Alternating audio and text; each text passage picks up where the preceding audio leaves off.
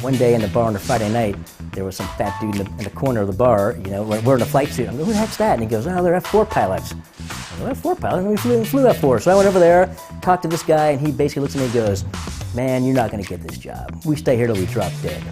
So, you know, the openings are few and far between. And I go, man, this guy's sort of rude. And I sort of forgot about it. And 5 years later, here I am, one of those rude dudes, you know. It's sort of ironic how it all comes back around. Every day, this Center for Tactical Air Support launches and retrieves hundreds of combat sorties. We represent a lot of people that want to kill us because they wish they were in that position, you know, obviously. The ironic part's not necessarily the F-4 pilots, it's the F-4 fanatics, we call them. You know, they're just all over the place. Truly a live, rambunctious crowd. I mean, sort of groupies when you get right down to it.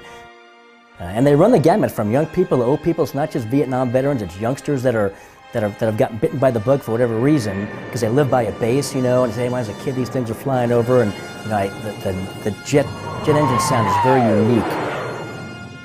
And they go to an air show and they hear those things again, it just brings back memories. For them, obviously Vietnam veterans, a different story. You've got the Vietnam guys, that's understandable when a Vietnam guy comes up, Army or Air Force, and tells their story. Army guys especially, man, those are the guys that, you know, cry and pet the jet and go, man, that thing saved my life.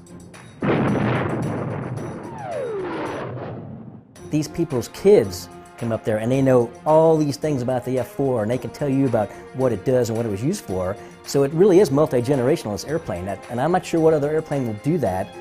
Hard to believe that that thing was built when I was born. You know, whatever that magic was.